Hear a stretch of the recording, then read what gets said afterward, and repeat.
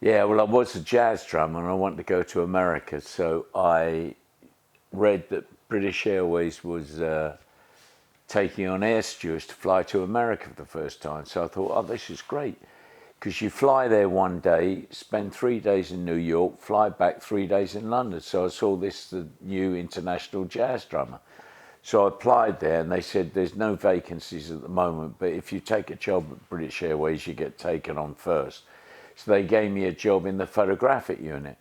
So that's where I started. And then I went down the airport, then I photographed somebody, turned out to be quite famous. The next thing I know, a newspaper guy saw me take the picture published, and the guy wanted me to work down there every Saturday at the airport.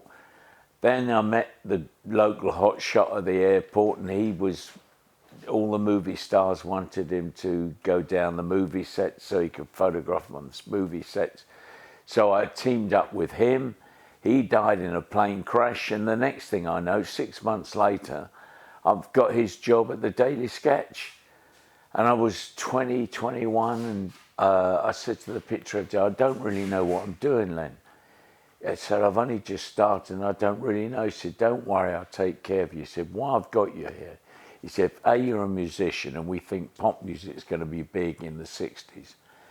And tomorrow I want you to go down to Abbey Road and photograph a group called the Beatles who are recording Please Please Me. And that was the very first job I did. And that published, paper sold out. Phone rings 2 days later. It's Andrew Oldham, who manages the Stones, saying, can I do for the Stones what I did for the Beatles? So I did, got a double-page spread, and I was off and running. I started with the two top groups in the world, never looked back. I suddenly realised that there weren't any shots, there weren't any groups. There was no point of reference. A pop picture had never been in an English newspaper ever. So I thought, what am I going to do with them? So I got them outside the studio and lined up, in the order of how the band was run, and that was it. I mean, it's such a naive picture, simple, naive picture. But that was the first shot of a pop group ever. They were as opposed to the Beatles. You knew there were 5 of them. Whereas the Beatles all sort of merged into one, they all talked together, laughed together. But you knew with the Stones there were 5 individuals, and that's the way I treated them. And they were blues men, actually. That's the way I photographed them. They were all my ideas. I mean, it was all brand new world to them. So I just followed them around and did what I did. The pictures we took formed the image of the group. The Beatles all wore suits, looked the same. The Stones were all totally different, wild things. In fact, when I first took their picture, I took the pictures back to the guy at the Daily Sketch. And he said, God, they look like 5 prehistoric monsters, which I suppose they did at the time. Well, I did improvise, which is the whole secret of good jazz anyway. But I never really felt a photographer. I mean, I just took pictures of what I saw, and I obviously saw things in a good way. But I had no idea. I mean, I thought when I met Bailey and Donovan and Duffy and all these guys, because they worked in studios, I thought that was proper photography. And I was nothing compared to them, I mean, I did have the eye. Well, I was good at art at school. That's where I got the eye. And I always filled the frame with the camera with what I wanted to say. That's what I did do. So maybe that was it. I can't believe the success I've had. It's only when I stopped and I looked back and I realised that I'd photographed all these people. London had become the centre of the whole of show business. So I got jobs to work on films as what they call a special photographer. And that's the way I shot all the movie stars. Ava Gardner, I met her in a film in Spain, and we really became friendly. I said, I've got a chance to photograph your husband in a couple of weeks' time. I've got an assignment for life called Night and Day with Frank Sinatra. So she said, I'll write you a letter of introduction. So she writes this letter, And I'm waiting on the film set, and he arrives on the set surrounded by minders and God knows who. And I thought, what have I let myself in for here? But he turned out to be the most charming man. And I was with him for the next 30 years after that. I often wish I knew what was in that letter, but I don't know. He said, right, he told his guys he's with me. And I was. He let me into his life and I went everywhere with him, but we barely spoke. But I realised he'd give me the greatest gift he could ever give me, if anyone, was to be with him everywhere.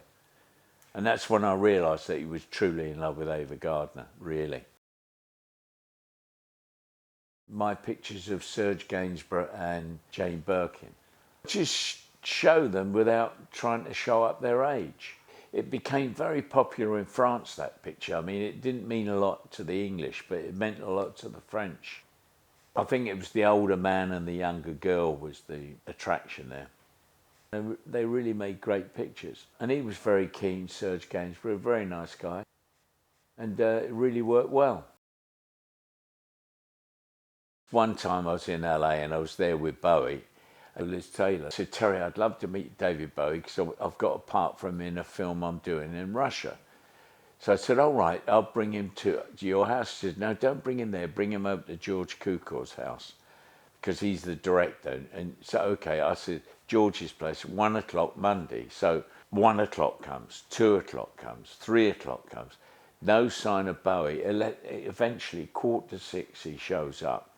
Of course, he's out of it and everything. Anyway, she grabs him. We did a few pictures. She took over the whole thing. Well, the light goes, as you know, about 5:45 in LA. And I was working in that light, 30th at 2:08. It was, how I got those pictures, I don't know. Yeah, but that was all in like 5 minutes. And they didn't really become friends. He didn't get the part in the movie, but they did become really good friends later. The manager rang me up and said, we're doing this album called Diamond Dogs. I need you to photograph a dog laying on the ground, then get David to copy the dog laying on the ground, and then we're going to give it all to a artist called Guy Pelaire to draw a cover. So he turns up in the studio with the dog and everything, so we do all the shots. And afterwards I thought, well, I'll do a shot for the back cover or something like that. And so I'd get Bowie and the dog, and what's happened there with that, why the dog's jumping up is he's jumping up at the strobe. Every time the strobe went off, the dog tried to bite it. So that was the secret of that picture. But that's one of the best-selling rock and roll pictures ever. Didn't even turn a hair. I think he was out of it then as well. He was a very intelligent guy, very nice guy. The funny thing is, I'm the only photographer alive who's photographed all the Bonds, from Sean Connery right through to Daniel Craig, and I feel proud of that. I first met Sean, I got sent down by the Daily Sketch to photograph him on From Russia With Love, and that's when I met him. And it was the start of a friendship that, you know, all went on and on and on. I would say he was the best one. And then Roger I knew them all. And they're all different. I mean, Daniel Craig does a great one. Roger Moore does a different one. I mean, they're all different, but they all bring something of their own to it. When I was down Pinewood to work on the Bond movie, I arrived there and I walked past the set and they were shooting a series of pictures of the moonwalk with a couple of astronauts on the moon. So I thought, I've got an idea. Because Sean would do anything to do with golf, right? So I rushed over to his room. I said, I'm going to shoot you playing golf on the moon. Because the day before, the guy had landed on the moon. So all the pictures in the paper were the guy on the moon walking around. So I said, I've got to shoot you driving off on the moon. You know, and we used the astronauts as your caddy, and he couldn't wait. He grabs his clubs, and we get over there. We took 2 minutes, we do this shot, and it turned out to be another bestseller. And also to photograph Sharon Tate pregnant a couple of days before she died. And we were working, and she said, I said, well, I'm going on Thursday to LA myself. She said, oh, I'm having a party on Saturday. Please come to us. I said, sure. Anyway, I get there, and then I find out there's somebody I didn't want to see going to the party. So I rang her up on the Friday. I said, listen, I'm sorry, I'm so jet lagged, I won't be able to make the party. Anyway, 2 o'clock that morning, I get a call that she's been murdered. I mean, could have been me. I mean, it's incredible. I've had a lucky life. I mean, to die like that. Draco Walsh said to me one day on the set, Myra Breckenridge said, I'm going to get crucified for wearing that bikini in a million years BC. Immediately my mind jumps to this picture of her on the cross. So I got 20th Century Fox to build a cross on the next set, right? So I did these pictures and then I got nervous, right? Because I was born a Catholic and I felt this is very irreverent. So I didn't do anything with them until the last couple of years. Now it's a different time now, so I released them. I love Bardot, but I could never speak with her. She only spoke French. And every film I went on, she was with a new boyfriend. They'd disappear off in the trailer. But I did get one of the great pictures of her of all time, so I'm really happy. That was just luck. I was standing there, all posed for this close-up. I'm surrounded by about 70 people. I mean, it looks like there's no one around there, but it was packed. I'm waiting to take this picture. Suddenly the wind blew and I shot it. And I had to wait 3 months to see the result because I was away. And I couldn't believe it when I saw it. The shot of Faye by the pool, I was working on a thing for People magazine. And I said, this was before the Oscars, right? I said, if you win the Oscar, I've got this idea for a picture.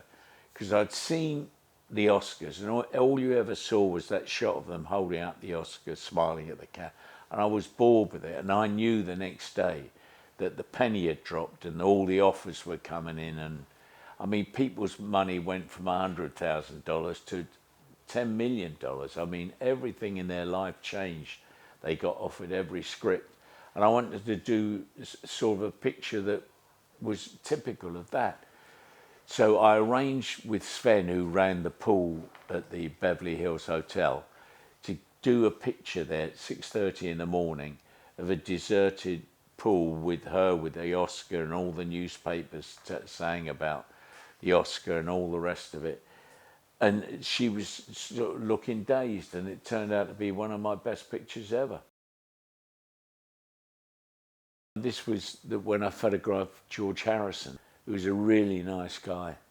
He wanted me to take some pictures of him in his new home down in Henley. But that was when he was going through his Indian period. I wanted the contrast of him dressed like that with a house. It was incongruous. Well, I wanted to do that because it was so dramatic, you know. I got sent over to do Paul Newman and Lee Marvin in a movie, and I got the job of doing the poster. So they fly me over from England, and I'll walk on the set, and I'll meet Paul Newman. He said, listen, we're having trouble with Lee. He's falling out with everyone on the set, and you won't get anything. Anyway, he's across the other side of the set, Lee Marvin. So I go up to him, and I walk over to him. I said, Lee, I'm Terry O'Neill. I'm over from England to do the poster art. So he looks at me and he says, are you English? I said, yeah, as a matter of fact, I am. So he says, pleased to meet you. He loves the English, right? So then I can feel the whole film set rising up behind me because I've broken through with him. And I've got some great shots, and they used that shot as the poster. The Queen was the only shot where I was really nervous in my life. They write you a letter and they say, can I be at Sandringham at 3 o'clock on June, whatever it was. In those 3 months, I thought of over 400 things that could go wrong with a shoot. And I worry about everything. And I get down there, walk in, she walks in. And the moment she says hello, I realise I'm with a real pro. You know, it became a doddle. She was a fabulous woman. And then I realised, of course, she spends her life posing for pictures or statues or things, you know. Amy Winehouse, I actually took the picture for Nelson Mandela, who I was working for that week. It was the week of his 90th birthday, and I was his birthday present. So I was there to do anything he wanted. And she was singing in a concert, and what happened was, she got up out of bed. She was in the London clinic having treatment, and she got up out of bed, came and did the show, I said, I've just got to get a picture for Nelson and then you can sign it for him for his birthday. So we did 4 frames, or 2 frames, I think, 2 or 4, I think. And that's all I did, because I always wanted the photograph, and she was a great talent. And that was the last person I really photographed. I mean, they're all great people, you know. I've had a great life and I met some great people.